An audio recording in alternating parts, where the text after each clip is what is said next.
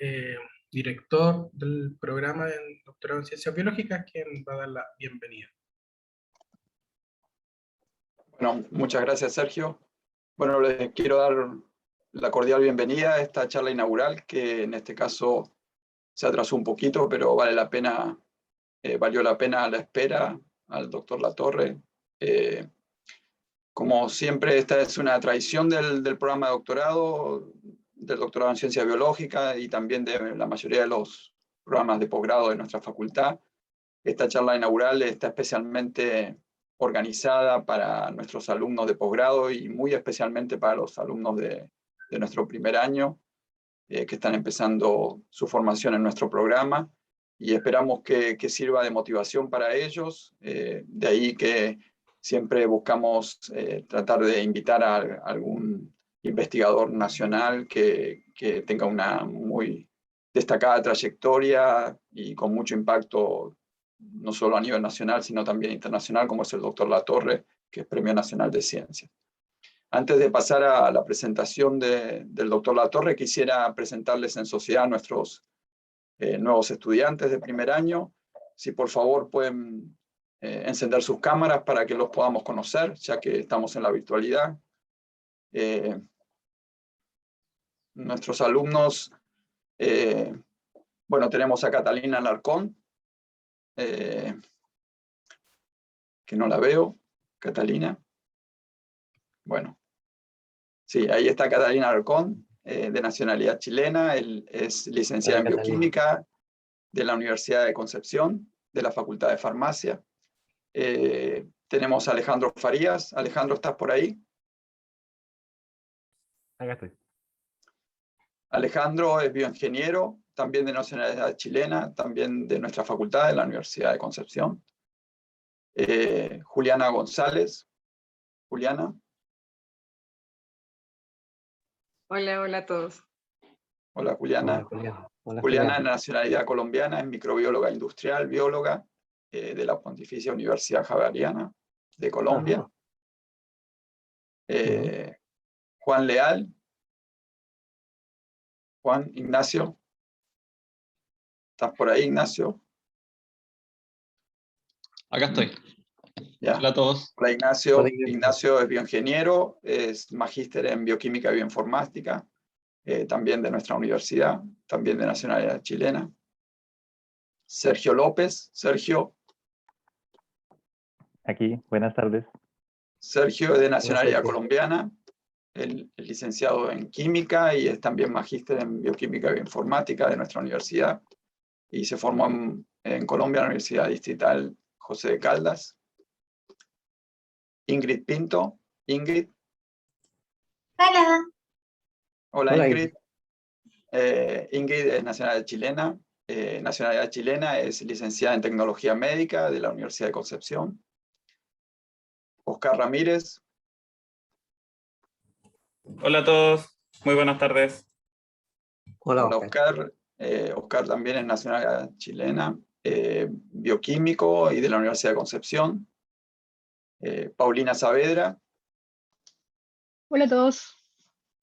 Paulina es Paula. chilena, es bióloga y es de la Universidad de Concepción también. No sé si también tienes un magíster o me equivoco. Sí, en neurobiología.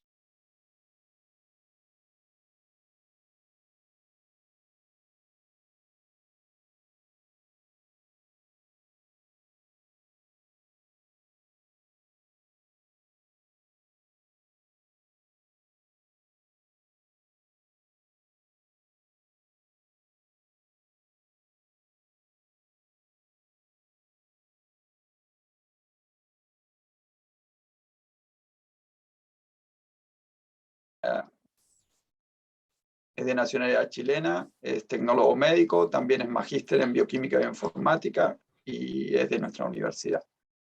Así que, bueno, gracias a todos y mucha suerte en este inicio en nuestro programa de doctorado. Así que ahora le doy la palabra a Sergio para que presente al doctor Latorre.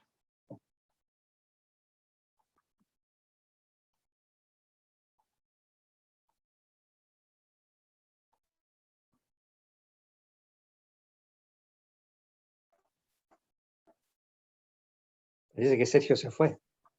Aquí estoy, profesor. Estaba escuchando la Estoy bromeando. presentación y problemas con el Wi-Fi. Pero, Se ¿me nos escuchan? escapó. Sí, te escuchamos muy bien. Súper. Ya, gracias por el recorrido. Bueno, presentamos, es un honor tener acá al profesor Latorre. Todos ya sabemos, como a grandes rasgos, desde la prensa y los medios, cuál ha sido su trayectoria. Y lo vamos a presentar acá de manera rápida para que tengamos más antecedentes de él. Él es bioquímico de la Universidad de Chile desde 1965, fue uno de los primeros estudiantes en cursar el doctorado en ciencias de la misma casa de estudio, graduándose en el 1969. Recibe una beca del National Institute of Health de Estados Unidos, desempeñándose en el Departamento de Fisiología de dicha institución hasta 1972, que es cuando regresa a Chile. Y luego ya en 1973, por acontecimientos que todos pueden concluir, regresa a Estados Unidos, donde trabaja en la Universidad de Duke, Chicago y Harvard. En 1983, luego de su regreso a Chile, junto con Claudio Teitelboim, fundó el Centro de Estudios Científicos de Santiago, y en el año 2000, que es algo que muy característico de él, buscando la descentralización de la ciencia, se traslada el centro a Valdivia, y actualmente ya está en el 2011 fundando y como director, pero por ahí escuché que ya no estaba como director del Centro Interdisciplinario de Neurociencia de Valparaíso. Bueno, dentro de los premios que se le conocen al profesor, en 2002 es Premio Nacional de Ciencias Naturales de Chile. El jurado le otorga este premio, destacando los trabajos que ha generado a nivel nacional e internacional en relación con el trabajo de los canales iónicos, proteínas que están en la membrana celular y controlan la entrada y salida de iones de la célula. El 2003 fue nombrado miembro de una de las secciones de estudio del Instituto Nacional de Salud de Estados Unidos y profesor Robert F. Kennedy en estudios latinoamericanos por la Universidad de Harvard, Boston, Estados Unidos, una distinción que ha sido otorgada a miembros distinguidos de la comunidad latinoamericana como Carlos Fuentes y Mario Vargas Llosa. En el año 2007 el gobierno mexicano lo distinguió con el premio México, premio otorgado a científicos latinoamericanos, excepto mexicanos, españoles y portugueses, siendo el primer chileno en recibir esta distinción. En el mismo año, en 2017, el doctor Latorre fue nombrado vicepresidente de la conferencia Gordon, que se lleva a cabo en los Estados Unidos cada 2 años. En reconocimiento a soporte a la fisiología chilena, el doctor Latorre fue nombrado miembro honorario de la Sociedad Chilena de Ciencia Fisiológica el 2010. Ese mismo año, el doctor Latorre recibió la cátedra Miguel Alemán Valdés de parte de la Fundación del expresidente de México, don Miguel Alemán Valdés. En el año 2011 pasa a dirigir el Centro Interdisciplinario de Neurociencia de Valparaíso, y el 2012 fue nombrado doctor honoris causa en la Universidad de la República Oriental de Uruguay, Facultad de Medicina. Actualmente sigue desarrollando su línea de investigación, y profesor, es un honor tenerlo acá y poder escuchar sus charlas, revisar su experiencia, su trayectoria en relación a lo que nos tiene que contar. Así que, profesor, muchas gracias por estar acá y le damos el paso para que pueda compartir y presentar la... Bueno, muchas gracias. ¿Se ve o no? Sí. Bueno, lo primero que tengo que decirle es que no voy a hablar de lo que hago yo. Les voy a hablar un poco de la alegría de la ciencia. Y sobre todo mostrarles a través de este paseo un recorrido de los diferentes tipos de científicos, y probablemente ustedes se van a identificar con algunos de ellos, o con ninguno, entonces encontrarán su propio nicho. Entonces aquí, fíjense ustedes, al comienzo hay 2 frases. Una se refiere al hábito. Uno mira las cosas y ve lo de siempre, pero si ve algo diferente, probablemente va a crear un espacio nuevo. Es lo que dice Albert St. George, que descubrir algo... Lo estamos viendo a usted, no está compartiendo ninguna pantalla, por si acaso. Ajá, perdón. Voy a, entonces, un momentito. Voy a...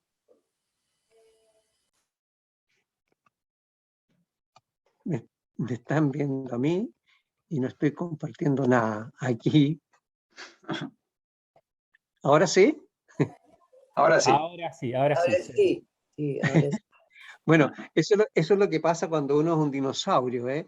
Entonces, los dinosaurios se extinguen, ¿ya? Entonces, y ahora de repente me hacen trabajar con estas cosas a distancia y todo, cuando siempre estaba al lado de los estudiantes.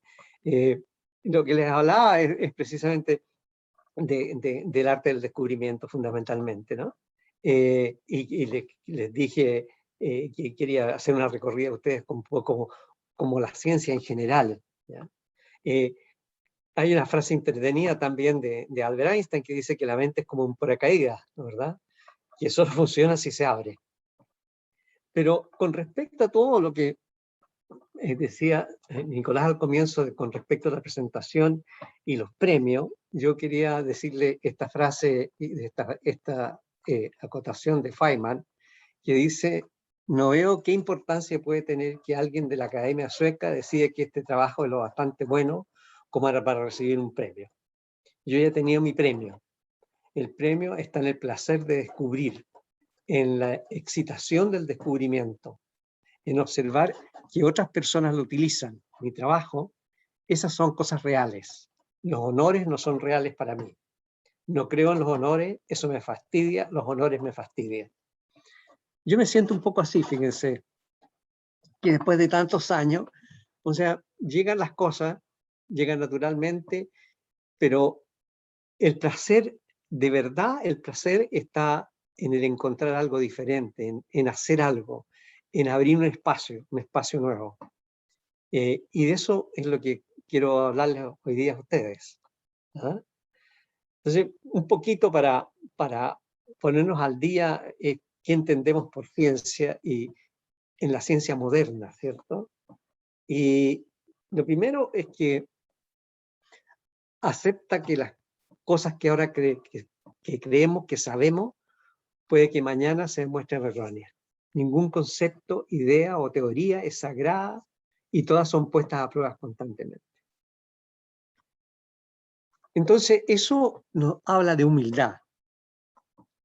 O sea, lo que estamos haciendo, tarde o temprano, va a ser demostrado que hay una manera alternativa de explicarlo.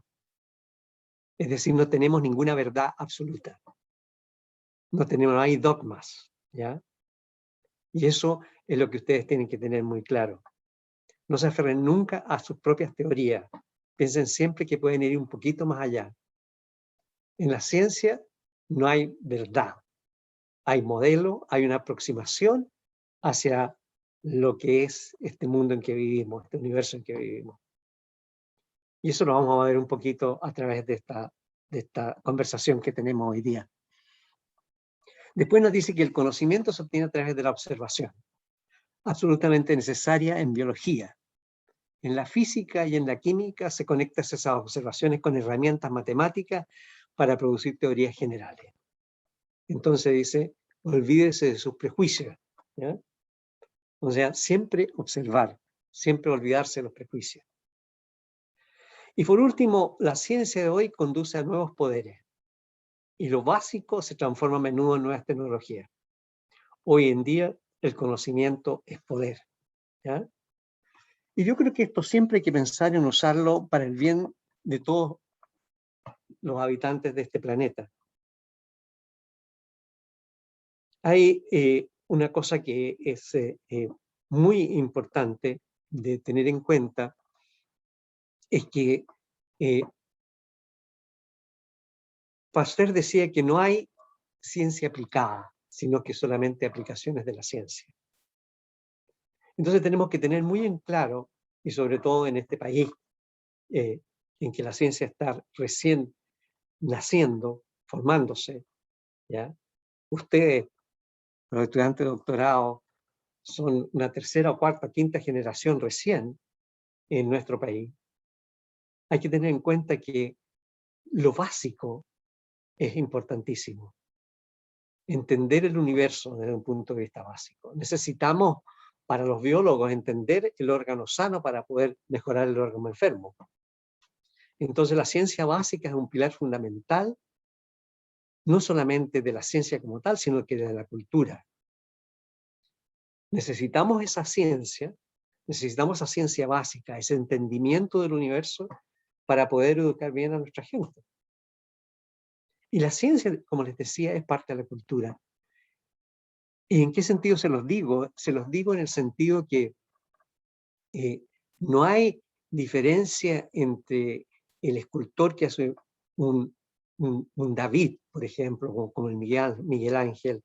No hay diferencia entre Vargas Llosa, que escribe un libro fantástico. Todos son actos de creación. Entonces, por eso les digo que la ciencia es parte de la cultura. No hay diferencia. Veamos entonces una de las cosas que inventamos o descubrimos. Esa es una palabra, una pregunta que nos estamos haciendo constantemente. ¿Las matemáticas se inventan o se descubren? ¿Dónde están? ¿Ah? Esa es una palabra que no tiene respuesta. Es una pregunta que no tiene respuesta, perdón. O sea, fíjense ustedes que el número pi, por ejemplo, ¿no, verdad? Nace de el largo de una circunferencia. Y es un número muy raro porque es infinitamente. O sea, ustedes pueden seguir 3.14, etcétera, etcétera, etcétera. Y eso aparece, digamos, lo descubre el hombre o lo inventa. ¿Ah? Entonces, fíjense ustedes que Galileo nos dice que las matemáticas son el lenguaje de Dios con el cual Dios ha escrito el universo. Es decir, de alguna manera las matemáticas fue ese Dios, lo podemos pensar que es la naturaleza. ¿Ah? El misterio es por qué las reglas y los patrones matemáticos parecen infiltrarse en casi todo el mundo que nos rodea. Es decir, fíjense ustedes, o sea, que cada aparato que ustedes usan, de alguna manera, ¿no, verdad? Hay una teoría física y esa teoría física necesita de las matemáticas. Y eso sale exclusivamente de nuestro cerebro. Entonces somos unos seres muy particulares, muy especiales, ¿ya? Y usamos ese cerebro tremendo que no resultó por la evolución, resultó por casualidad, lo tenemos, ¿ya? Y si ustedes lo ven, así, ese cerebro ha ido evolucionando sistemáticamente hasta llegar al que tenemos en estos momentos, ¿ya? Que es muy grande comparado, digamos, con el resto de los seres vivos, de los mamíferos, por ejemplo, ¿ya? Y con él podemos realmente crear este universo del cual estamos hablando hoy día, del cual estoy compartiendo con ustedes. Que entre paréntesis, o sea, esta quiero que sea una conversación más bien que una lata que da un señor frente a ustedes. O sea, me pueden interrumpir cuando quieran, ¿ah? O sea, si les parece algo raro o que estoy diciendo alguna tontería, interrúmpanme, por favor. Entonces, fíjense ustedes, tenemos un cerebro muy grande, ¿ya? Que lo podemos usar para bien o lo podemos usar para mal. Pero en general, si lo pensamos, digamos, ¿qué produce ese cerebro, digamos? ¿Ya? Y una de las cosas que ha producido es poder descubrir. Y probablemente el fuego fue el primer descubrimiento. ¿Ya? O sea, nos permitió calentarnos, protegernos de depredadores, cocinar nuestra comida, ¿ya? Pero fíjense ustedes que aquí hay una cosa fundamental en este descubrimiento, que es que nos permite ahorrar tiempo comiendo. O sea, cocinamos nuestro alimento. Eso significa, en estos momentos, que tenemos un desayuno, un almuerzo, probablemente alguno de ustedes, o una comida, ¿ya? Frente a otros animales que gastan prácticamente todo el día comiendo, porque no cocinan sus alimentos. Y fíjense ustedes lo que pasa, ¿no es verdad? Es que probablemente, debido a este menos gasto en pasar comiendo, ¿ya? Se nos redujo el largo del tracto intestinal y se nos agrandó el cerebro. Pero eso significa que ese cerebro consume una cantidad enorme de energía, ¿ya? Entonces, este es el primer descubrimiento, creo yo. Y ese cerebro que ocupa tanta energía, es el órgano que consume más energía de nuestro organismo. ¿Ya? Ese cerebro, ¿ya?, permite una cosa importantísima, ¿ya?, que es crear cosas que no existen. Fíjense ustedes, esta es el hombre león, una pequeña escultura en madera de 32.000 años atrás. Esto es algo que no existe, es una quimera. ¿Ya? Pero todas las teorías que se salen de la ciencia son exactamente eso, cosas que no existen previamente, que las creamos. ¿Ya? Entonces, o las descubrimos, ¿ya?, o las inventamos. No hay ningún otro animal en el planeta que pueda hacer este tipo de cosas tan raras. Entonces, lo que yo quiero ir con ustedes ahora es mostrándoles un poquito de las diferentes maneras de hacer ciencia. ¿Ya? Y para eso, veamos que primero, este cerebro, esta capacidad de crear cosas que no existen, también crea sociedades. La gente se junta y nuevamente se junta porque hay una revolución agrícola. El hombre deja de tener que ir a cazar el animal para quedarse en un lugar y crear las grandes ciudades. ¿Ya? Y fíjense ustedes cómo crece la población justamente cuando la humanidad se asienta y empieza a cultivar sus propios alimentos. Y eso trae consigo el lenguaje escrito. Entonces ya queda una memoria. Nuevamente estamos creando algo que no existió antes, previamente. Y vivimos en un mundo en que nada existe prácticamente. Fíjense ustedes pagan todo con una tarjeta de crédito. ¿Dónde está la plata? ¿No? Está en un universo creado por nosotros mismos. Cada día hacemos algo, nos movemos, vivimos, compramos alimentos para poder subsistir con algo que no existe, que es el dinero. ¿Sí? Antes existían los billetes, ahora ni siquiera existen los billetes. ¿Dónde está? ¿Sí? Y esto es parte de esta cuestión de crear, que crea el lenguaje y las sociedades se vuelven a cohesionar aún más. Pero entonces queda una memoria escrita. Es decir, somos capaces de dejar una memoria permanente para las generaciones que siguen. ¿Ya? Bueno, entonces estamos en este asunto de que estamos siempre creando. Eso nos dice el Pato Lucas. ¿Ah? Entonces, veamos ahora cómo hacemos este asunto de crear. ¿Ah? Y yo quería decirles aquí que en la creación, para que ustedes vean, uno tiene que decir algo. ¿Ya? Uno resuelve un problema, está diciendo algo. Resolví este problema significa, ¿verdad? La persona, a propósito, uno resuelve el problema del COVID creando las vacunas. Lo que quería decir nuevamente es cómo se va juntando este asunto del arte, las humanidades con la ciencia. Y fíjense ustedes que la cosa más trivial, que son unos zapatos viejos de Van Gogh, reflejan a la persona que los tuvo, reflejan lo que caminó. Es decir, nos está dando un mensaje. Y en la creación siempre hay un mensaje. Y ese mensaje está aquí, por ejemplo, en Newton, ¿verdad? Entonces, fíjense ustedes que es juntar cosas que aparentemente no tienen nada que ver. ¿Ah? Lo que hace Newton es darse cuenta que la manzana que cae y la luna que no cae son parte del mismo fenómeno que la gravedad.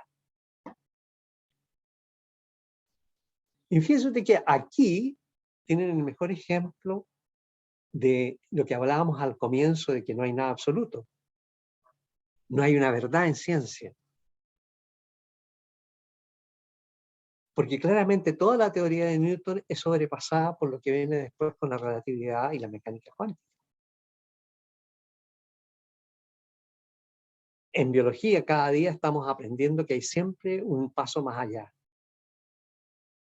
La neurociencia, por ejemplo, que conocíamos a comienzos del siglo, ha evolucionado enormemente hasta hoy día, con nuevos paradigmas. Y estos nuevos paradigmas necesitan observación. ¿Ya? Y esa observación es como una especie de derrota del hábito. Es decir, cómo la cosa que hacemos todos los días de repente se puede transformar en un acto de creación. Y yo creo que el mejor ejemplo de esa derrota del hábito es una persona que probablemente todos ustedes conocen, que se llama Arquímedes. ¿Ya? Y porque fíjense ustedes, uno se ducha todos los días, ¿cierto? Y si ustedes se acuerdan de la historia de Arquímedes, bueno, resulta que el rey, uno de los reyes, un tirano, le dan una corona y le dicen que es una corona de oro y él dice que no, que probablemente lo están engañando y es una mezcla de oro y plata. Y le dice a Arquímedes que resuelve el problema, si tiene plata o no tiene plata. Y aquí viene la historia, es que bañándose, uno se baña todos los días, no crea algo bañándose todos los días, pero él se dio cuenta que el agua que él desplazaba cuando se bañaba era exactamente igual a su volumen. Y no es fácil, ¿no, verdad?, calcular el volumen de un cuerpo, ni de una corona, porque tiene, fíjense ustedes, la complejidad del volumen. Entonces, como no es fácil, la posibilidad de tener ese volumen nada más que metiéndose debajo del agua, le dio, ¿no verdad?, a Arquímedes, ¿no verdad?, la posibilidad de determinar cuánto oro y cuánta plata había en esa corona. Porque el oro tiene una densidad y la plata tiene una densidad diferente, y por lo tanto uno puede saber exactamente cuánta agua se va a desplazar. Y bueno, y viene el eureka. Entonces, uno derrota el hábito. ¿Se dan cuenta? Entonces, ese es uno de los mejores ejemplos que yo por lo menos conozco y que probablemente todos ustedes conocen, ¿ya? Y lo han visto alguna vez, lo vieron en el colegio, o lo vieron en la universidad, para darse cuenta de cómo uno puede, haciendo una cosa totalmente trivial que hace todos los días, de repente puede decir, ah, eureka. ¿Profesor? Sí, sí. Sí, me gusta mucho esta historia. Qué bueno que la haya mencionado. Pero a mí me pasa bastante en particular que lucho mucho por la frustración. Siento que es algo que no he logrado trabajar y es algo que hay que aprender a lidiar, en particular con la ciencia. A veces veo como gente como usted que ya ha recorrido tanto, digo como, ¿habrán sentido tanta frustración como yo? Antes de decir eureka.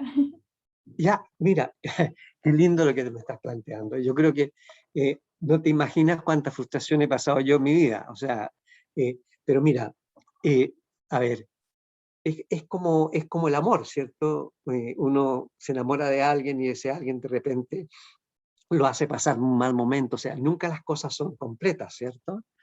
Entonces, sobre todo en biología, pienso yo, porque los que están con un lápiz y una pizarra probablemente es diferente, pero en mi caso, digamos, es estar constantemente con un problema y el problema no se resuelve, no, el problema no se resuelve, hay una frustración ahí. Pero es importante tomar en cuenta este asunto de que esa frustración, ¿verdad?, está combinada con todo lo que estamos pasando en estos momentos, que son tiempos de pandemia. ¿Ya? Entonces estamos viviendo un tiempo raro, estamos viviendo un tiempo muy especial. Pero lo bello, lo que tú tienes que tener en cuenta, que es fundamental, es que el placer que te da resolver el problema al final es realmente tan sensacional que uno dice, valió la pena esta frustración, valió la pena.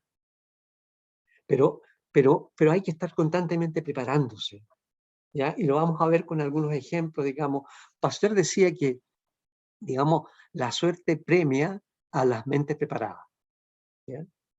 Es estar pensando siempre en el problema, dándole vuelta. Porque nuestro cerebro es una cosa que no entendemos, es muy complicada, y piensa tú que lo que tienes que tener fe es que si realmente tienes la pasión, ¿verdad? Y tienes la gana de resolver el problema, ese cerebro, en una parte que tú no te das ni cuenta, va a estar siempre funcionando. Y eso es lo que hay que tener ahí, fe. Fe de que realmente uno va a resolver el problema, y cuando lo resuelva, cuando encuentre esa solución, va a decir, ajá, eureka. No sé si responde la pregunta, pero lo único que te puedo decir es que hay un placer en descubrir. Pero no hay que estar peleando constantemente, digamos, con esa página en blanco, sino que hay que relajarse, ¿ya? Porque tienes que tener en cuenta que si realmente tienes la pasión adentro, ese cerebro va a estar funcionando en una parte que tú desconoces. Y eso es lo que quiero mostrarles de alguna manera. ¿Sí? Sí, interesante como tratar de abrirse un poco a la respuesta, que a veces están cerca de uno, pero a veces Así esos es. sentimientos negativos como que te Pero permiten, mira, te inhabilitan casi. ya que, porque yo creo que lo que has planteado tú es fundamental, ¿ya? El problema es que a uno le enseñan, ¿no es verdad?, que A más B da C, ¿cierto? Y resulta que la ciencia no funciona así. La ciencia no funciona sobre la base, digamos, me voy a poner a pensar y voy a poner un lapicito, qué sé yo, y voy a tratar de resolver los problemas. No, la ciencia funciona sobre la base de una cantidad enorme de intuición, no de lógica, no de razón. Y por eso te digo que estamos tan cerca de los artistas, más bien, la verdad, que de los lógicos. En mi caso, por ejemplo, y tal vez no es siempre así, ¿ya? En mi caso, muchas de las soluciones aparecen de repente. Y por eso te digo que eso es lo que hay que tener confianza, que si uno está concentrado en el problema, y lo vamos a ver, digamos, en algunos casos, si es que tenemos el tiempo y ustedes no me echan, ¿ya? Si estamos concentrados en el problema, lo vamos a resolver. Y lo vamos a resolver cuando nos estemos duchando, vamos en la micro. Y por eso quiero mostrarte algunos ejemplos de precisamente lo que tú estás planteando. ¿Ah? ¿Alguien más tiene alguna pregunta? Para Yo, que profesor. se transforme en una conversación, en una lata que está grabando este viejo dinosaurico. ¿Ah? Yo tengo una duda. Pablo, ¿sí? Sí, hola. Profe, veíamos, por ejemplo, cómo el tamaño de nuestro cerebro ha evolucionado biológicamente, tanto así que hoy día somos capaces nosotros mismos de crear inteligencia que es capaz de interpretar el mundo. En ese sentido me da la sensación de que cada vez estamos más apartados de nuestra esencia animal, biológica. Cada día somos más seres humanos, pero menos seres animales. Mi pregunta tiene que ver con que si acaso usted cree que estamos en un punto donde ya olvidamos nuestro ser mamífero para abocarnos en este sentido más antropocéntrico, simbólico, como hablaba usted del dinero, abandonando nuestra parte natural. Ya, mira, a ver, es verdad lo que tú estás planteando, pero lo que tenemos que tener en cuenta es lo que traté de decirles al comienzo, que con este cerebro podemos crear una bomba atómica o una bomba de hidrógeno, o podemos crear un paraíso. Es decir, podemos hacer al hombre, digamos, a los seres humanos, digamos, más felices, ¿ya? Más conformes consigo mismo, abrirles más espacio. Es decir, es cierto que nos vamos apartando en lo que tú dices, por ejemplo, de los primates o de los animales en general, ¿ya? Pero también podemos ofrecer, pienso yo, porque soy un optimista empedernido, ¿ya? Y creo en el progreso, ¿ya? Podemos ofrecerle un mundo a todo el mundo, un mundo más cariñoso. Porque claramente yo creo que estoy seguro que tú en ciertas ocasiones te pones más contento que en otros, y uno se pone más contento con otro cuando los otros están más contentos. Y eso es una cosa fundamental que nos falta en este país, digamos, que es la educación. O sea, tenemos una educación muy mala, ha sido muy mala desde hace muchos años, ha sido una educación perniciosa, ha sido una educación que nos llevan a responder pruebas en vez de crearnos como ciudadanos, de formarnos como ciudadanos. Y yo creo que ahí hay un problema. Yo creo que no está mal, digamos, que nuestro cerebro se hizo así, eso no hay vuelta atrás, digamos. ¿Ah? Aunque algunos inventores de ciencia ficción dicen que se puede ir para atrás. Algunos escritores de ciencia ficción. Así que, bueno, es cómo usarlo como una ventaja y no como una desventaja. Es decir, podemos crear un mundo mejor, ¿no? Yo creo que, entonces, en ese sentido hay que ser optimista. Pero es una cosa inevitable, ¿te fijas? Yo creo. Sí, voy a tratar de dar una perspectiva más optimista porque yo lo veo en el sentido de que, por ejemplo, la naturaleza la vemos casi con un sentido estético cuando la naturaleza igual es parte de nuestra propia realidad como un todo. Entonces, si vamos, por ejemplo, a la montaña, vemos que es bonita o fea, pero en realidad, según yo, no hay como un sentido estético detrás de eso. Por eso siento que a lo mejor No, estamos separando. sí. No, yo creo que tú tienes mucha razón. O sea, yo creo que hay que ser parte de esa naturaleza. Hay que incorporarla. O sea, no tenemos por qué perderla, todo lo contrario. O sea, a través de nuestro cerebro podemos interpretarla, podemos gozarla. Claro. Uno no puede apartarse de eso. Si somos parte de este planeta. Sin el planeta, o sea, estamos con todo el problema del cambio climático y cómo hemos destruido nuestro entorno. Y cómo tenemos que recuperarlo. Entonces tenemos que ser, es como la idea esta de Gaia, ¿no es verdad? Que el planeta está vivo, ¿ya? Y yo creo que eso es cierto, digamos, porque si el planeta se nos muere, nos vamos nosotros también. Entonces tenemos que ser uno con esa naturaleza y usar el cerebro para realmente incorporarnos. Pero tal vez estoy hablando como un cura, no sé. ¿Ah? No sé, lo veo así, o sea, yo creo que hay que enfrentarse frente a eso, bueno, ahí tenemos un problema como seres humanos, ¿cierto? Que hay que tomarlo por la parte positiva y realmente, digamos, para mí, digamos, un bosque o una montaña es parte, digamos, de nuestra vida, de nuestro medio ambiente. Entonces, pienso que, digamos, el cerebro nos ayuda a entenderlo mejor, a cuidarlo más.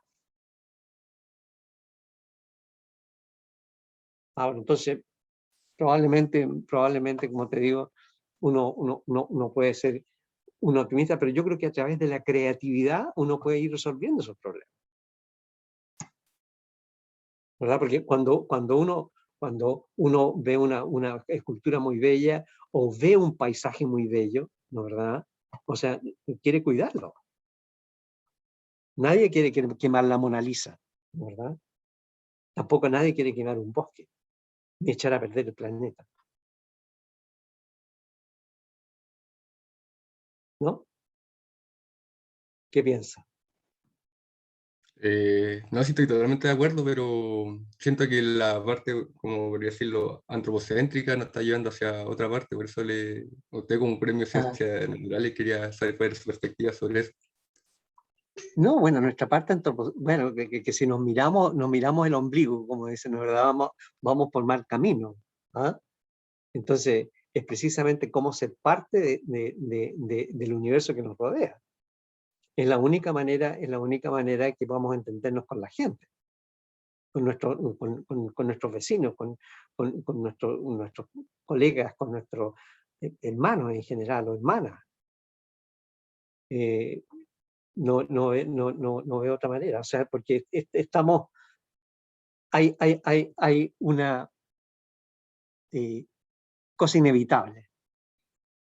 La curiosidad de los seres humanos es insaciable. Tú no puedes evitarla. No se ha podido evitar desde que el hombre, en verdad, salió de las cavernas, inventó el fuego y empezó a descubrir cosas que no existen. Y eso es inevitable. Entonces, eso es lo que decíamos, cómo usar esa inevitabilidad para nuestra ventaja, no para nuestra desventaja. ¿Mm? No sé si quieren que sigamos, pero a mí me da lo mismo. La conversación me entretiene muchísimo más que mostrarles. Si quieren les muestro algunos ejemplos más y seguimos, porque está como entretenida la conversación, ¿o no? Sigue nomás, Vamos, profesor. avancemos. ¿Ah? Sigue nomás. Ya, Siga, muy siga. bueno. Bueno, le echamos para adelante entonces, ¿ah? Listo. Pero de todas maneras yo prefiero cortar la conferencia en la mitad y responder las preguntas que ustedes tienen, porque de eso se trata, ¿verdad? Las conversaciones son mucho más ilustrativas y mucho más poderosas o positivas que, digamos, lo que yo les puedo mostrar. Entonces, bueno, a Arquímedes lo mató un centurión romano, porque no sé, ni siquiera se dio cuenta cuando lo mató, porque estaba preocupado de medir la curvatura de los círculos. Bueno, entonces, nuevamente quiero hacerles esta analogía de que las manzanas de Newton no son diferentes de las manzanas de Matisse. Estamos siempre hablando de una creación, ¿ya? Y aquí hay un problema. Entonces, ¿cómo hay este es un problema que puso un psicocientífico, algo. Y que, ¿cómo ustedes pueden dar un péndulo como ese, ya, colgarlo? ¿Ya? Entonces ahí tienen un acto de creación. ¿Me puede responder alguien de cómo lo podría hacer? ¿Mm? No entendí. Miren, yo les digo, yo te doy un clavo y te doy un péndulo y yo te digo, cuélgamelo en la pared. Entonces, Claro. ¿si alguien tiene alguna solución? O sea, solamente martillar el clavo en la pared y amarrar la cuerda del clavo. ¿Con qué lo martilla? Ah, si no hay martillo tampoco. Ah, no, pues. Buscar alguna grieta en la pared para colocar el clavo, para colgar el péndulo. Se los dejo como, esta va a ser la prueba del día, se los dejo como una prueba, y si no la pasan, entonces yo voy a hablar con Ariel para que suspenda todo del doctorado. ¿Qué les parece? ¿Ah? Al final, alguien piense cómo resolvemos el problema. Entonces, déjenme hablarle de algunos tipos de científicos, ¿ah? Para que ustedes vean que esta cosa no es tan clara, y el primero que les quiero mostrar es Galois. Galois es uno de los matemáticos más grandes que ha existido, ¿ya? Pero resulta que era un revolucionario y decidió que iba a hacer la revolución en Francia, pero además era muy enamoradizo y resulta que se enamoró de una mujer casada y tuvo que batirse a duelo con el marido, pero resulta que el marido era un militar que era un especialista en un espadachín. Y murió en ese duelo a los 22 años. pero dejó una estructura matemática inmensa, ¿ya? Que no se pudo demostrar hasta 20 años después. Y mientras estaba en los últimos días, porque, o sea, él estaba lo tomaron preso previamente, antes que lo mataran, lo tomaron preso, y pocos días antes que muriera, crea todo este universo matemático. Entonces, fíjense ustedes, aquí tienen el creador, ¿ya? De dónde sale toda esa visión, ¿ya? Una visión que se adelanta 20 años, y muy joven, ¿ya? Entonces, aquí tienen al visionario. Y esa crea la rama de la álgebra abstracta, fíjense, ¿ya? Entonces, aquí hay una cosa muy rara, digamos, cómo un hombre puede, digamos, crear todo un universo matemático en muy poco tiempo, ¿ya? Y dejarlo para la posteridad, y que no se entienda, ¿ya? Entonces aquí hay la imaginación misma, el cerebro funcionando a todo chancho, como dirían, ¿no? ¿Ya? Y estas álgebras han dado aplicaciones como precisamente lo que se llama Code Division Multiple Access, ¿ya? Y aquí tienen otro. Este señor tiene un nombre divertido. Se llama Kekulé. Y miren, resulta que él fue el que nos dijo que existían los compuestos orgánicos cíclicos, como el benceno, que no se conocían antes, no se sabían cómo se formaban, ¿ya? Y dice que él soñó que él iba en un bus y soñó con culebras que se mordían la cola. Y esa visión de morderse la cola, pensó inmediatamente, estos compuestos tienen que ser cíclicos. Entonces, fíjense ustedes, es lo que conversábamos antes, ¿verdad? Lo que conversábamos antes era precisamente, ¿ya?, que las cosas aparecen de manera mágica a veces, pero no, ¿ya?, porque hubo una especie de fiat flux, ¿ah?, sino que sencillamente porque se ha estado trabajando en el problema y el cerebro trabaja de manera independiente. Tiene la Faraday, ¿ya?, que prácticamente sin conocimientos matemáticos creó el electromagnetismo y se dio cuenta, ¿verdad?, que si ustedes pasaban una corriente por un cable, por este resorte que está ahí, ¿no es verdad?, ¿ya?, esa corriente se transmite al otro. No hay entonces sacó ese cilindro de fierro y pasó corriente y se dio cuenta que todavía había transporte de corriente entre los dos cables. Y de esa manera crea el electromagnetismo. Las fundamentales del electromagnetismo.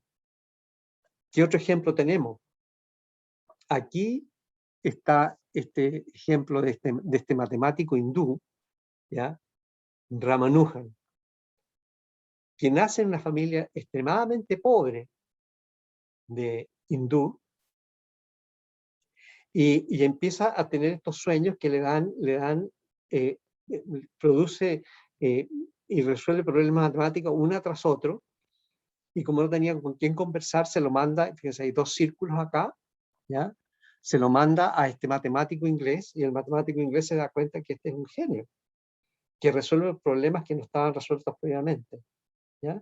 Se lo manda a este matemático Hardy, ¿ya?, y que fíjense lo que le dice, llega la solución por un proceso de argumentos mezclados, intuición, palabra muy importante para usted, e inducción, ¿ya? Pero no podía decirlo coherentemente, no podía explicar cómo le llegaban a él esas cosas. Incluso él decía que yo tengo una comunicación directa con los pensamientos de Dios. Mire, dice, an equation for me has no meaning, at least it represents the soul of God. ¿ya? Entonces, nuevamente, lo que estoy tratando de mostrarles con estos ejemplos, ¿ya? Es que no es una cosa de lógica, sino que uno va estudiando, va impregnándose en el problema, se impregna en el problema y de repente la solución aparece. Pero para eso hay que impregnarse en el problema. Y uno de los casos, digamos, más extraordinarios es Pasteur, digamos, que nuevamente aquí ve, de verdad, que crea las vacunas que venían a propósito del COVID, ¿cierto? Que venían de Jenner, ¿ya? Fíjense ustedes que a Jenner, cuando él se dio cuenta, porque la vaca sacó el contaminante de las vacas que tenían con viruela, y eso se lo inyectó y creó las primeras vacunas. Y se pusieron enormemente, como hay mucha gente que no se vacuna, en ese tiempo había mucha gente que se opuso a las vacunas de Jenner porque creían que se iban a transformar en vaca, ¿ya? Y Pasteur lleva eso a un extremo, ¿verdad? Ya nos habla de bacterias y nos habla y crea las primeras vacunas, incluyendo la vacuna para la rabia. ¿Ya? Y ahí hay un experimento, digamos, en que sencillamente lo que hace, fíjense ustedes, para que siempre estar muy atento en el experimento, ¿ya? Tiene una placa con bacterias del cólera, es lo que dice la historia, ¿cierto? Yo se la voy a mostrar, pero la idea es que esa placa la deja por mucho tiempo, ¿ya? Y cuando vuelve, ya inocula unas gallinas con esas bacterias de esa placa vieja, y se da cuenta que las gallinas no se mueren, ¿ya? Y que no solamente eso, sino que las gallinas adquieren inmunidad. O sea, cualquier persona, y vamos a ver otro ejemplo, cualquier persona habría tomado esa placa y la habría botado, ¿cierto? La vieja se bota. No, él aprovechó eso. Entonces, fíjense ustedes que ahí hay una visión, ¿ya? De estar siempre atento, de no desperdiciar lo que los experimentos le están diciendo. Y también está el otro asunto de lo que llaman la casualidad. Hay una palabra en inglés que se dice serendipity. ¿Ah? Y eso es fundamentalmente, en el caso, fíjense usted, este señor, ¿ya?, estaba buscando un compuesto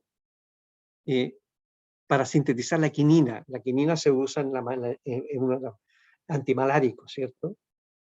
Y resulta que en vez de encontrar eso, en la síntesis, produce las anilinas. Y en eso, inmediatamente, y darse cuenta, digamos, que eso sirve para teñir un auto o el vestido de la reina Victoria, ¿ya?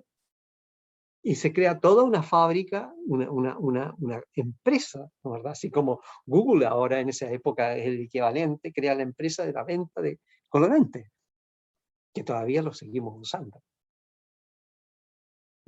Entonces, ¿cómo aprovechar un experimento que falla? De repente uno se da cuenta que tiene un color y que eso se puede aplicar en teñir. Y si ustedes saltan, ¿verdad?, se encuentran con este ruso, Elias Metshnikov, ¿ya?, que es el que comienza la inmunología, junto con el que les vamos a mostrar inmediatamente, que pensando en la muerte, ¿verdad?, pero uno obsesionado con la muerte, piensa, ¿cómo puede uno, digamos, evitarla? Se encuentra, digamos, se da cuenta de que el sistema inmunológico, nuestro sistema inmunológico, fagocita, ¿ya? El primero que habla de fagocitosis. Y empieza a buscar también, y miren la locura, o sea, dice, no, pero es que lo que pasa es que nos morimos por la sífilis. Ese es un problema. Les voy a mostrar por qué va para allá, digamos, por qué el problema de la sífilis. El problema de la sífilis viene porque a comienzo del siglo pasado, 15% de la población del planeta tenía sífilis. Y es mortal, era mortal. O sea, encontrar un compuesto, ¿ya?, que realmente nos salvara de este flagelo, era importantísimo. Fíjense ustedes que ahora estamos hablando de una pandemia, estamos hablando, digamos, ¿cuánto será? 3% en estos momentos que se está infectando, de los cuales se muere, o sea, menos de un 1%, o sea, la cantidad de muertes es pequeña.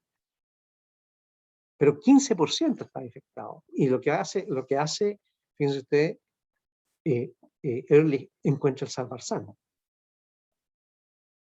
Y eso porque conecta, digamos, conecta todo lo que venía de las ideas acerca de la muerte de Mechnikov, ¿ya? Y sigue esto y encuentra el salvarsan, que es uno de los remedios que se ha encontrado antes de los antibióticos, por supuesto, contra la sífilis. Es importante que para ustedes, que decían que para ser un buen científico se necesitan las 3G. ¿Ya? Eso no se los voy a pronunciar porque es impronunciable para mí, pero significa habilidad, paciencia, dinero y suerte. Entonces, yo creo que aquí en Chile tenemos bastante habilidad, paciencia, muy poco dinero y suerte. Por eso que yo creo que este es el mensaje mío. Hay que empezar a pensar en realmente pedirle a nuestro gobierno que se preocupen un poquito más de mejorar los presupuestos para la ciencia y para la cultura en general. Y aquí tenemos el asunto de las mentes preparadas, ¿no? Y este caso que es genial, ¿verdad? Porque este caballero que tenemos acá, ¿ya? Fue el descubridor de la penicilina, ¿cierto? Pero nuevamente pasa lo mismo que con Pasteur. Primero, fíjense ustedes que lo primero que él hizo, que estaba resfriado y cayó, por decir, un poco de la producción, un poco de moco, por ponerlo bien claro, en una placa y vio que mataba las bacterias y creyó que había encontrado el antibiótico. No, era solamente una proteasa que había ahí, no funcionó. Y después hubo una contaminación de sus placas con este hongo, el penicillium notatum, y de ahí aísla la penicilina. Pero llegó y se dio cuenta y nuevamente ver el experimento.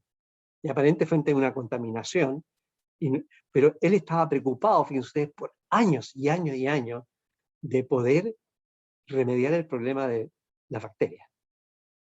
Porque él peleó en la Primera Guerra Mundial y se dio cuenta, ¿verdad?, del sufrimiento y del desastre que producían las bacterias en el caso, por ejemplo, de la gangrena. Entonces estuvo pensando durante años y años y años y estaba preparado para encontrar la penicilina. Y aquí tenemos el caso, les quiero poner esto porque, y yo creo que voy a terminar acá, el caso de Luco. A no ser que ustedes me den unos 5 minutos más, pero ¿cómo estamos de tiempo? Porque... Estamos bien, profesor. Pues, estamos ¿Puedo bien. seguir tranquilo? Sí. ¿Seguir tranquilo o no? Tú me interrumpes cuando quieras, ¿ok? Pero usted, y sobre todo los estudiantes también pueden interrumpir cuando quieran. El caso que les voy a mostrar ahora se trata de baratas. Y las baratas son las baratas de Luco. Y Luco Joaquín Luco es el padre de la neurociencia de nuestro país. Y menciona a este único chileno en esta conversación con ustedes, porque yo creo que para mí es el más grande de todos. Porque fíjense ustedes que lo que hace Luco, ¿ya?, es tomar este bicho, y yo me acuerdo que perfectamente, porque la conferencia que dio acerca de las baratas, yo la escuché cuando estaba terminando bioquímica y nos reíamos trabajar en barata, y no nos dábamos cuenta de la importancia de los experimentos, porque lo que hace Luco, ¿verdad? Las baratas son unos animales que a pesar de todo son se limpian constantemente las antenas, porque necesitan las antenas, y se las limpian con el primer par de patas, necesitan las antenas para ubicarse en su mundo, en el mundo químico que vive. Y lo que hace Luco, le corta el primer par de patas. Entonces uno piensa que es barbaridad, ¿no, verdad? Bueno, pero lo mágico es que la barata aprende a limpiarse las antenas con el segundo par de patas.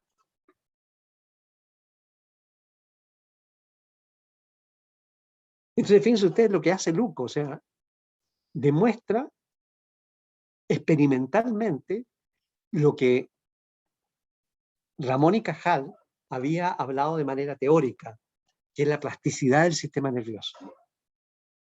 El sistema nervioso es plástico. Pero el experimento que hace es un experimento conductual, ¿cierto? Él ve que aprende, pero ¿cómo aprende? Y lo que pasa es que conecta, ahí hay varios ganglios, ¿cierto? Con el primer ganglio, se limpia esta conexión que hay en el primer ganglio, con eso se puede mover las patas delanteras para limpiarse las antenas. Y resulta que cuando le corta el primer par de patas se conecta el segundo que no respondía. Entonces hace el correlato electrofisiológico con el correlato conductual. Y aquí la maravilla del experimento, ¿verdad?, es que junta la conducta con una nueva conexión, cosa que no estaba hecha antes, y que lleva, ¿no, verdad?, a Candel, que hace el mismo experimento 10 años después, a ganarse el premio Nobel. Entonces ustedes se preguntarán por qué Luco no se ganó el premio Nobel. Porque tuvo la mala suerte que la maldita blata oriental, que es la que tenemos nosotros, no funciona igual que la americana. Y los americanos no pudieron reproducir su experimento. El experimento estaba perfecto. Y es la primera demostración de que la conducta está ligada a plasticidad del sistema nervioso. Y hay una frase muy linda en un libro de Ana Terona y Pedro Arca que dice: Luco estaba interesado en escarbar en la profundidad del ser humano con una intuición de largo alcance.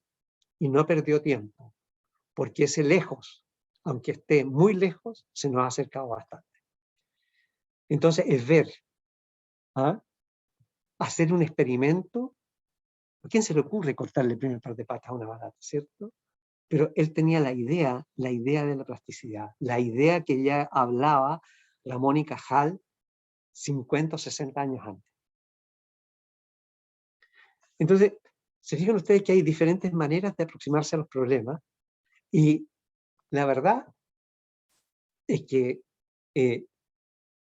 sencillamente esta cosa que de repente aparece, la epifanía, ¿no, verdad?, que aparece la solución, es simplemente que uno armó un puzzle y le quedaba la última pieza para meterla, y que no la encontraba y no la encontraba y finalmente la encontré.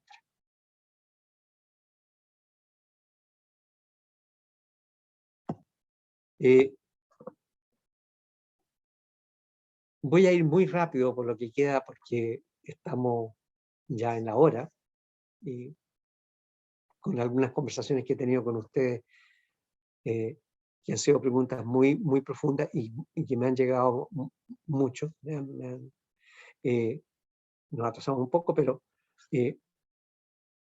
Darwin. Entonces, fíjense, aquí tienen la otra cosa, digamos. El tipo que, digamos, cómo encontrar la unidad en la diversidad. ¿Qué significa unidad en la diversidad? Significa que, fíjense ustedes, el agua existe como vapor, como hielo y como líquido. Y es una sola molécula. Unidad en la diversidad. Y estos dos tipos, Wallace y Darwin, lo que hacen es crear una de las pocas teorías generales que existen en biología, que es la teoría de la evolución. Es decir, que todos los seres vivos están conectados y de alguna manera evolucionan, y evolucionan por un principio, ¿verdad?, de selección natural. Y una de las cosas fantásticas que pasan en esto, que hay muchas discusiones y decir, no, Darwin está equivocado, incluso algunos no creen en la evolución. Y fíjense ustedes, no sé si ustedes están al tanto de la noticia que han aparecido elefantes sin colmillos. Entonces, elefantes sin colmillos, de una generación a otra. Y es exclusivamente Darwin. Sencillamente lo que pasa, ¿no verdad?, es que han matado a tantos elefantes con colmillos que se les seleccionó un gen recesivo de aquellos elefantes sin colmillos. No tiene nada que ver que mágicamente de una generación a otra, sino que sencillamente el hombre seleccionó. Y ahí volvemos a una de las preguntas que a veces no tenemos límites, digamos. Que los colectores de marfil, ¿verdad?, prácticamente exterminaron al elefante, y la manera de reaccionar en la naturaleza es sacar al elefante sin colmillos. Aquí solamente, pero nuevamente, todas estas observaciones se basan en la tremenda información que acumula acerca de los seres vivos Linneo, que es uno de los clasificadores prácticamente de todos los seres vivos que existen en el planeta. Y solamente les pongo esto porque fíjense ustedes saben lo que significan el signo masculino y el signo femenino. Bueno, el signo femenino es el espejo de Venus y el signo masculino es la lanza de Marte, ¿ya? Eso de ahí vienen esos dos signos. Y nuevamente lo que les decía yo, o sea, esta capacidad de decir todos los seres vivos vienen de un ser vivo común, y de ahí se diversifican, aparecen nuevas especies, y las nuevas especies se producen y sobreviven a través de selección natural. Entonces, es el que abarca, digamos, el que hace la teoría, que es una de las pocas que existen para mí en biología, junto probablemente con los trabajos de Watson y Crick, que dan la estructura del DNA e inmediatamente hacen la teoría general de que el DNA, ¿verdad?, es el que contiene toda la información de nuestro fenotipo. Y darse cuenta que del DNA, ¿verdad?, hay un RNA y hay una proteína. Y que es válido para todos los seres vivos. A eso es lo que a uno le gustaría llegar, ¿cierto?, a poder producir algo tan maravilloso como la teoría de la evolución, que además, ¿no es verdad?, nos pone al nivel del resto de todos los animales. No somos únicos, nos baja de este pedestal que nos habían puesto las religiones, ¿no es verdad?, y nos dice, no somos únicos, somos parte de un universo animalia, ¿ya?, los universo seres vivos. De la misma manera, digamos, que Copérnico, ¿verdad?, saca a la Tierra del centro del universo, ¿verdad?, y lo deja como un planeta más dando vueltas, ¿ya? Y algo, fíjense ustedes, que es extraordinario. ¿Qué significa la palabra planeta? La palabra planeta, si lo pusieron los griegos, ¿verdad?, significa estrella viajante, wandering star. Sabían de los griegos que los planetas se estaban moviendo. Entonces, la ciencia, nuevamente produce unas revoluciones que, digamos, que hacen cambiar todo el sistema social. Y eso yo creo que tenemos que tenerlo muy en cuenta. ¿Ya? Voy a ir muy rápido acá. Yo solamente, fíjense ustedes acá, hay una evolución. Pongo esto porque fíjense ustedes, esa es una mujer desnuda de Rembrandt y esa es una mujer desnuda de Picasso. Pero es como comparar nuevamente entre la teoría de Newton y la teoría de la relatividad o la mecánica cuántica, que nadie, mismo Feynman dice, nadie lo entiende. ¿Ah? Y la belleza, aquí está, ¿verdad? Belleza en la galaxia, belleza en un gusano o belleza en un caracol. No podía terminar sin mencionarles a los premios Nobel de este año, que son Arden Pataputian y David Julius, que resolvieron un problema que venía de hace 50 años atrás, digamos que es el problema cómo sentimos calor, cómo sentimos frío. Y además Arden Pataputian, es capaz de darnos las proteínas que nos ubican en el espacio, es decir, explican la propriocepción, el tacto que es tan importante, ¿no es verdad? Sobre todo para las caricias. Para aquellos que no saben, digamos, tenemos receptores de calor, tenemos receptores de frío, y lo fantástico es que los receptores de calor, si ustedes lo miren acá, ¿ya? Este receptor de calor es también el receptor de capsaicina, que es el componente activo del ají. Esa fue la manera que se encontró la proteína, este canal de iones, ¿ya? Y tenemos este otro, que es un receptor de frío, y también un receptor de mentol, y esa es la razón por la cual, ¿verdad? Cuando nos comemos un ají, nos da mucho calor, ¿ya? Además del picante, ¿ya? Y por eso cuando comemos una pastilla de menta, nos da frío. Y estos están relacionados también con el dolor. Entonces, estos dos tipos acaban de ganar el premio Nobel en un campo en que yo he estado trabajando últimamente. Y ha sido una demostración más de que lo que hago no es inservible. ¿Ah? Y nada es inservible. Todas las preguntas son válidas. Entonces, yo quería terminar con ustedes diciéndoles esta frase para que no se preocupen. ¿Ya? Que cuando uno va en busca de horizontes nuevos y se encuentra con una nueva verdad, esta no triunfa convenciendo a los oponentes y haciéndoles ver la luz. Más bien triunfa porque los oponentes eventualmente se morirán y una nueva generación no tendrá reparos en aceptar. Así que ustedes jóvenes propongan las cosas más locas posibles, todos los viejos como nosotros no se van a oponer, no les importe, vamos a desaparecer. ¿Ah? Y con esto termino. Y ha sido un placer estar con ustedes hoy día. Muchas gracias. Muchas gracias, profesor, por la presentación. Yo creo que hay varios comentarios por acá y agradecimientos. Podemos hacer como aplausos virtuales acá. Así que no, tenemos tiempo para preguntas, comentarios, agradecer su exposición.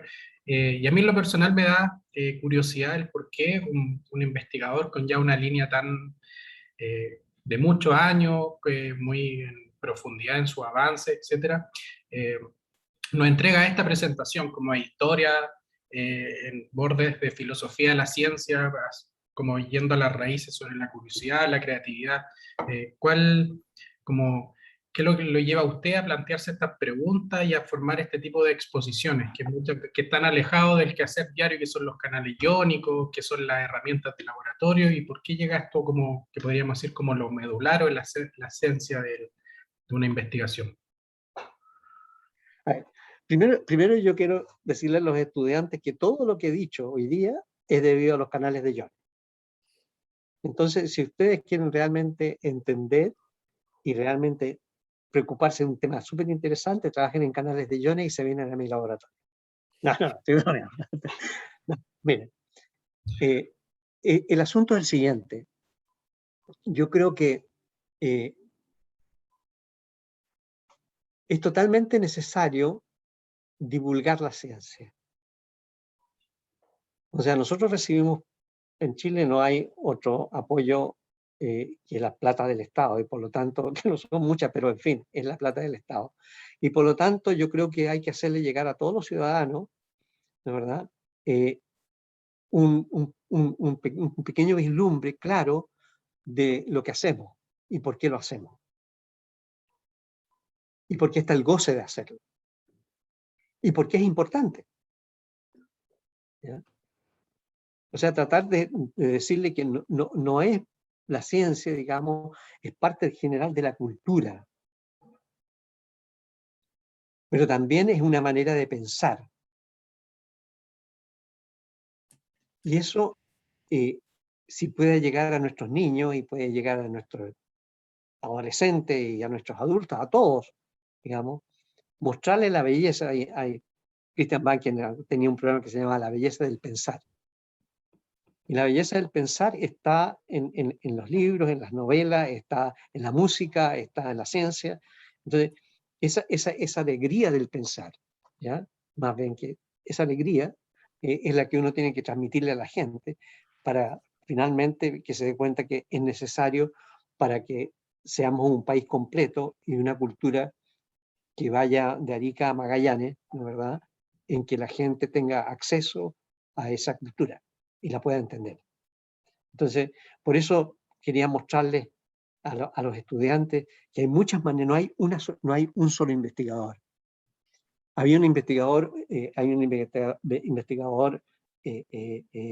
mexicano que precisamente fue colega de Luco en el laboratorio de Cannon en Harvard, ¿ya?, que decía que ciencia es lo que hacen los investigadores en su oficina y en su laboratorio. ¿Ya?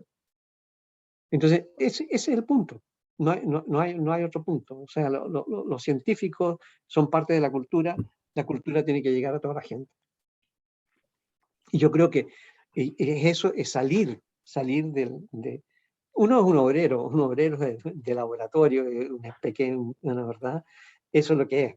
Pero también tiene que comunicar lo que hace porque alguien le está dando la plata para hacerlo y pasarlo extremadamente bien, ¿no verdad? Porque me pagan, ¿no verdad?, por hacer lo que me gusta y además he viajado por todo el mundo, como decía Luco. No gano mucho, pero he viajado por todo el mundo y he conocido una cantidad enorme de diferentes situaciones. Entonces la ciencia también es universal, como el arte.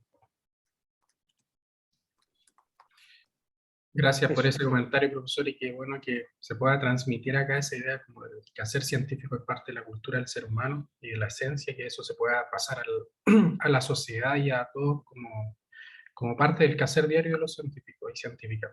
Tenemos al profesor Silvein Marcelino con la mano levantada y después a Luciano Ferrara. Así que, profesor.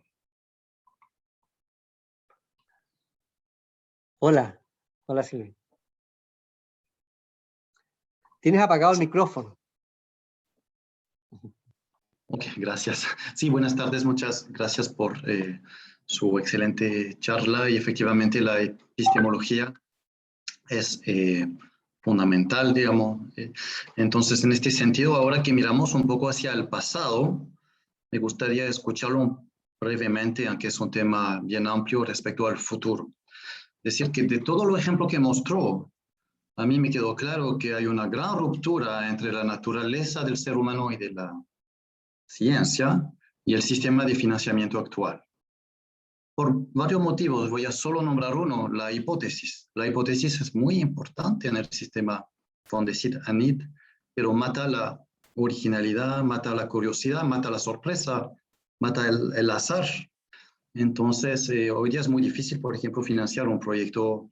Voy a cortar la antena o la pata a un escarabajo y ver qué pasa. Entonces, en este sentido, me gustaría escucharlo respecto a su visión de un sistema de financiamiento ideal. Usted mencionó que faltaba recursos. Eso es cierto en Chile y en muchos países. Pero más allá de inyectar más plata, ¿cuál sería su idea clave, digamos, para reconciliar un poco un sistema de financiamiento con la esencia del ser humano y de la investigación científica? Es una pregunta complicada, muy general y muy complicada de responder. Mira, yo creo que es como los partidos de fútbol, ¿cierto? Que tú tienes toda la cancha y hay un área chica, ¿ya? Entonces, voy a empezar por el área chica, que el financiamiento de la ciencia, ¿ya? Yo siempre he sido un extremista, entonces lo que yo voy a decir, tú me puedes tirar manzanas y lo que quieras ya.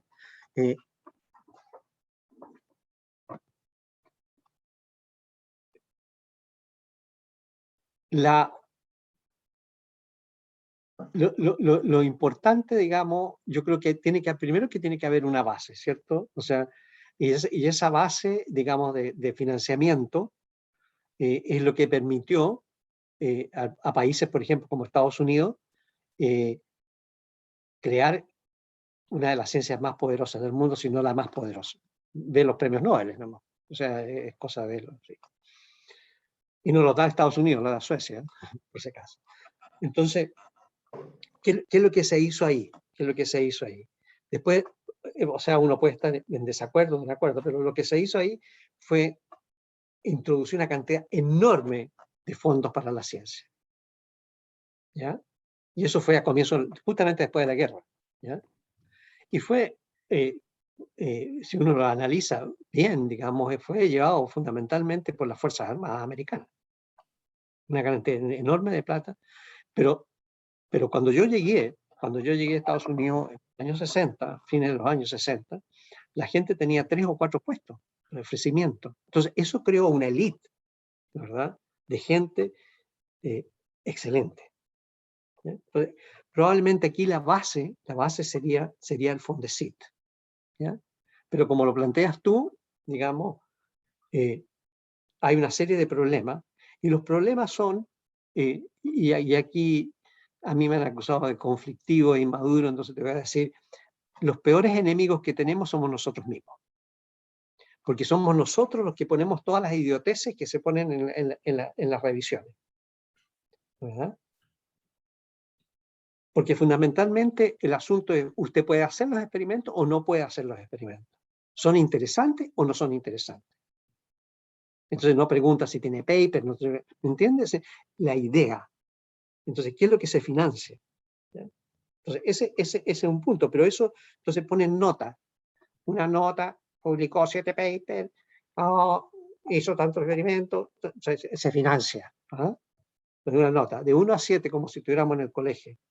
Entonces, eso evita completamente la creatividad, como dices tú, y en eso estamos totalmente de acuerdo.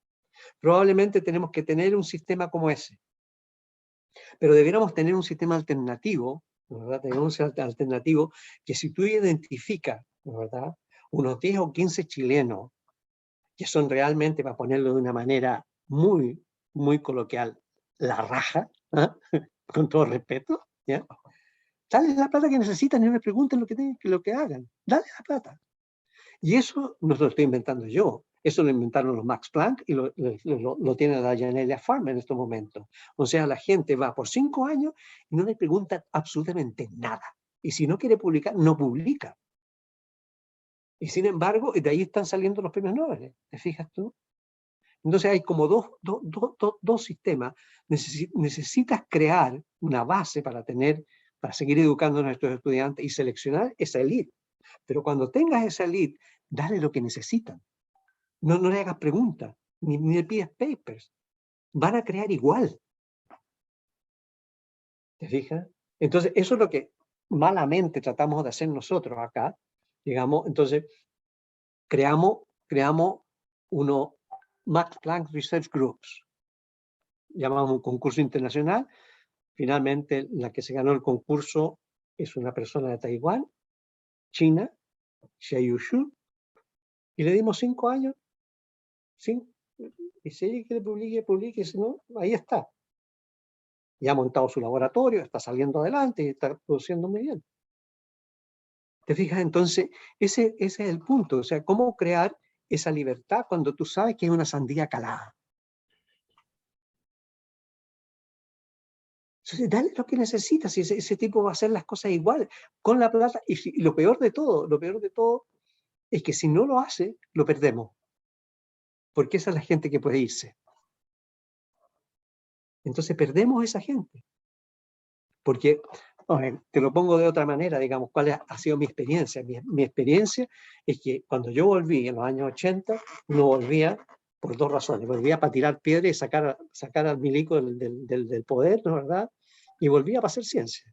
Entonces teníamos una intención política detrás de la vuelta, ¿me entiendes? Queríamos recuperar el país de alguna manera. Tal vez lo estoy diciendo de manera muy sobrada, pero eso es lo que sentíamos, ¿verdad? Pero ahora el mundo está globalizado. ¿Por qué le vas a pedir a un estudiante brillante, ¿verdad?, que se quede aquí si el país no se acaba? Además, la política, o sea, nadie cree en la política, ¿me entiendes? Entonces, la única manera es tratar de mantenerlos dándole lo que la gente pide. No sé si eso responde a tu pregunta, pero la verdad es que en nuestros colegas no hay, y tampoco probablemente el sistema no lo permite, una flexibilidad de darse cuenta, digamos, que hay investigadores A, B y C.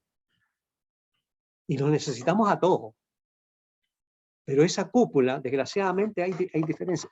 Yo no estoy poniendo valores a la inteligencia, a mí me da lo mismo la inteligencia, sino que es la capacidad de producir un espacio de producir ciencia buena y ciencia nueva. Sí, estos dos elementos, digamos, mucho recurso y dejar la libertad de creatividad. Exacto. Que no sea ni uno ni el otro actualmente. Exactamente, entonces tenemos un sistema, te fijas, el otro sistema pero es un mal sistema, porque resulta que yo estoy compitiendo con gente joven por un Fondesit, ¿cierto? Entonces yo tengo un montón de años, tengo un montón de experiencia, entonces ¿por qué no me sacan del sistema? Y en Estados Unidos se crea lo que se llama el Merit Award, y sacas a los viejos, o a los muy buenos, digamos, por 10 años por fuera, los dejas financiados por 10 años, afuera. Entonces no estás compitiendo con la gente joven, que son tan necesarios para que el sistema tenga. Y no crean que los jóvenes que me voy a ir todavía, voy a competir con ustedes, voy a seguir compitiendo. Pero porque me gusta mucho lo que hago, ¿no? ¿Ah? Ese es el punto más grande. Entonces tienes esta élite, porque existen las élites, ¿verdad? No en el mal sentido de la palabra. O sea, existe un Miguel Ángel, existe un Mozart, y esa cuestión, si lo tiene, mira, te lo voy a poner de otra manera. En Japón existen los tesoros del Japón. Y los tesoros del Japón son seres humanos. El gallo que hace la mejor katana, el gallo que es el mejor músico o el mejor científico. Y ese es un tesoro del Japón. Aquí, o sea, tenéis suerte si podéis terminar ganando una jubilación miserable. Mario Luxoro, el jefe de nuestra tribu, ¿verdad?, Premio Nacional de Ciencia, no se pudo jubilar hasta que no se ganó el Premio Nacional de Ciencia. Porque no tenía plata. Entonces, te fijas, están todos esos componentes que en la sociedad, el Estado y nosotros mismos, los que no tenemos la capacidad, la flexibilidad de ser revolucionarios. Y de romper con los sistemas. Y dejarnos andarle poniendo notas a la gente. ¿Puede hacer ese gran o no puede hacer ese gran? Lo ha demostrado que el tipo lo ha demostrado durante todos estos años que el tipo lo ha hecho fantástico, ¿no? No, pero tienen que ponerle, es que no produjo solamente 3 artículos, entonces no funciona. Sí, totalmente. No hay flexibilidad. Queremos análisis de número. ¿Te fijas? Entonces, y está toda la cosa, digamos, que las bases, qué sé yo, mira, en Estados Unidos, te hablo de Estados Unidos porque es el sistema que conozco, digamos, las personas encargadas de los grants dentro del NIH te ayudan. Entonces, cuando tú mandas algo que está incompleto, dice, mire, le falta tal cosa. Aquí te dejan la base, ¿verdad? Y automáticamente, independiente, si tú eres investigador de tipo A, B o C, digamos, y dejaste fuera de base un gallo que es fantástico, en vez de cuidarlo. Sí, por secretaría. ¿Ah? Bueno, no sé si... Bueno, no sé si yo creo que va a cambiar positivamente, pero lentamente. Sí, no, yo también creo, pero hay que pelear. Le damos a Luciano la última pregunta. Porque ya estamos... Gracias, profesor. Luciano, si puede... Hola, ¿se escucha o no? Hola, Luciano. Cuéntame. ¿Me escucha? Sí.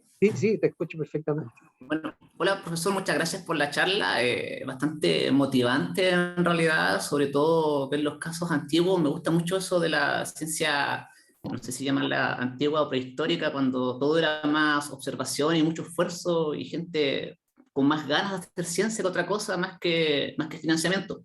Bueno, yo actualmente soy investigador joven y trataré de hablar representando a la mayoría de los que somos jóvenes. Tengo un fondo de inicio, recién este es mi primer año, y ahora en 2 años más me toca competir con fondo de sitio regular. Entonces, varios colegas tenemos una inquietud que es cómo, por ejemplo, nosotros, investigadores jóvenes, que muchas veces tenemos un par de datos, como decía antes el profesor Silvein, a veces o ganas de hacer muchas cosas, y cómo competimos, por ejemplo, posteriormente, quizás en fondo de sitio regular o en proyectos más grandes, cuando nosotros hacemos las cosas bien, pero nos toca competir con gente que tiene malas prácticas. ¿Cómo se compite contra la mala praxis? Porque hasta ahora la comunidad científica ha estado bastante escueta a todos los hechos de manipulación de datos, por ejemplo. ¿Cómo compito yo que tengo datos, quizás pocos, pero datos honestos? ¿Cómo me enfrento después a competir en un fondo de sitio regular de igual a igual? Contra un grupo, no sé, un centro, o muchas personas que tienen malas prácticas, solamente que inventan los datos en ese caso para que las cosas den como tienen que dar, y quizás mi ciencia incluso da al revés, porque no inventé el dato y no me dio como tenía que dar, me dio al revés, y eso me puede significar que fuera de fondos, fuera de financiamiento, y como usted dice, capaz que no yo, sino que muchas otras personas sí sean talentos que tienen por descubrir y que no se les da la oportunidad, porque esta gente abarca todo el financiamiento y se queda con todo el saco, en base quizá, no digo necesariamente que sea toda una mentira, pero sí a malas prácticas. ¿Cómo se enfrenta la comunidad científica adulta? Yo obviamente estoy recién partiendo, no soy popular, no tengo fama, no me conoce nadie, entonces mi voto vale bastante poco lo que yo diga. ¿Cómo se enfrenta la gente como usted en ese caso, o las grandes mentes de este país, a situaciones como esta? ¿Cómo nos enseñan a nosotros a qué hacer, qué es lo correcto? ¿Cómo nos enseñan a decir, chicos, sueñen y huelen, aunque esto quizás no conduzca a buenos datos, y quizás el camino corto es, bueno, recorto una banda y le pego acá y fin del problema y publico el paper y me dan el financiamiento? Mira, Gracias. Luciano, quiero hacerte una aclaración primero que nada. Yo creo que lo que tienes que primero considerar es cuántos de nosotros engañamos. Ese es el primer punto, ¿ya? Y eso me trae hace mucho tiempo. Nosotros fuimos con un señor que ahora se llama Claudio Bunster a hablar con el presidente de CONICYT, y le dijimos, nosotros le proponemos lo siguiente: por cada dólar que yo traiga, CONICYT nos da otro dólar. ¿Ah? Entonces lo primero que hace el presidente de CINESIC, ¿cómo sé yo que el mismo dólar que yo les doy usted lo usa? Primero pensar en el engaño, ¿me entiendes? Entonces yo creo que la gente que engaña, y en ese sentido voy a defender a la comunidad, yo creo que la gente que engaña es mínima, ¿ya? Es muy poca. Ahora, en el caso, yo sé que tú estás mencionando un caso muy bullado, pero realmente es un caso que ha hecho mucho mal. Y es un caso que ha hecho mucho mal precisamente porque va a crear más burocracia. Exactamente. De todos nosotros, si tú cuentas a la comunidad en general, ¿será 1% el que engaña? No más. Pienso yo. Tal vez soy muy optimista, ¿ya? Ese es un punto. El otro punto es decir, yo no creo que tú estés compitiendo con esa gente. Lo que sí yo creo que sí estás compitiendo es lo que te decía yo antes, gente como yo, por ejemplo, que tenga y a mí deben sacar, te decía, el sistema tiene que sacarme. Yo no me voy a ir porque tengo que seguir haciendo mi ciencia. No, pero yo feliz de competir contra usted en ese caso, si eso me parece maravilloso. Lo que yo te digo es que a mí, digamos, y a toda la gente, digamos, a un montón de científicos que están ya muy colocados, tengo una gata más gorda que esa. Todos los científicos que están colocados, ¿no, verdad?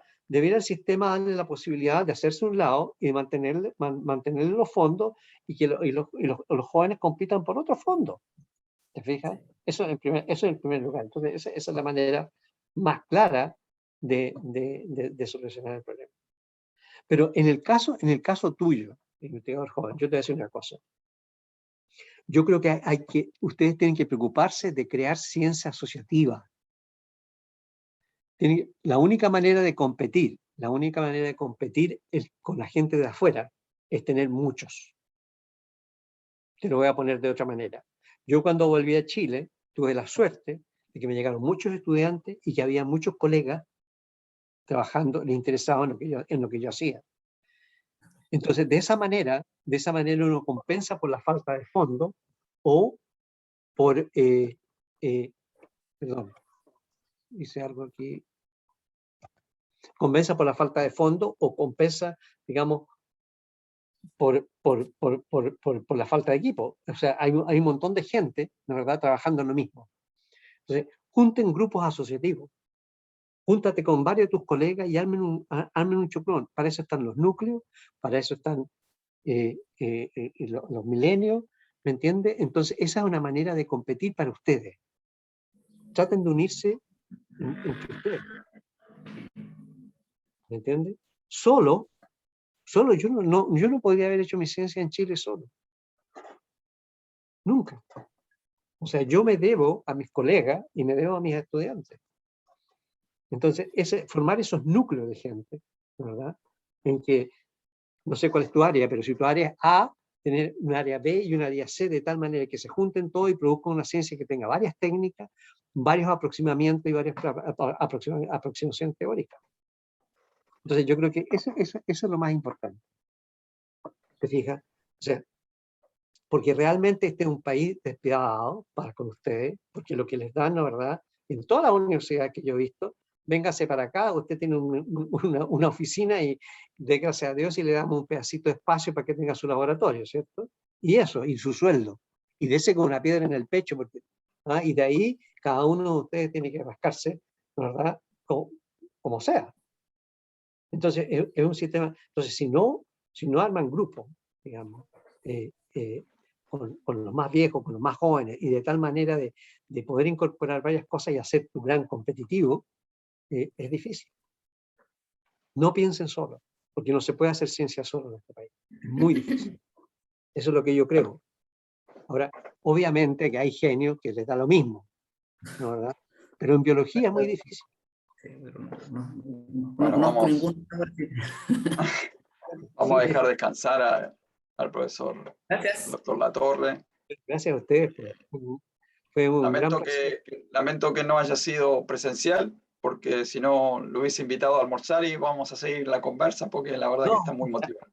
Ariel, me debes el almuerzo, ¿eh? Sí, sí, sin ninguna duda. Así que mira, muchísimas gracias. Creo que... Te voy a decir una cosa, Ariel. Yo, la mejor charla que he dado en la Universidad de Concepción fue una que me invitaron a almorzar y llegué bastante borracho a la charla. Esa fue la mejor charla. No, bueno, sin duda esta ha sido súper motivante. Creo que ha cumplido por demás las expectativas. Sí, una excelente charla inaugural. Yo creo que efectivamente los estudiantes, todos, no solo los estudiantes, creo que todos, nos sirve mucho hablar así de ciencia, olvidarnos un poquito de los cultivos, de los tubos de ensayo y hablar un poquito más profundamente de la ciencia y lo que nos está pasando también en el país. Así que desde ya muchísimas gracias, muy, muy agradecido y bueno, y esperamos sí, efectivamente poder tener otra oportunidad de tenerte aquí. Así que nada más que decir. Extremadamente pues. agradecido. Gracias. Gracias, Ramón. Bueno, gracias a todos, gracias profesor. Y ahora los invitamos a todos si pueden prender las cámaras y tomar una foto final. Muy bien.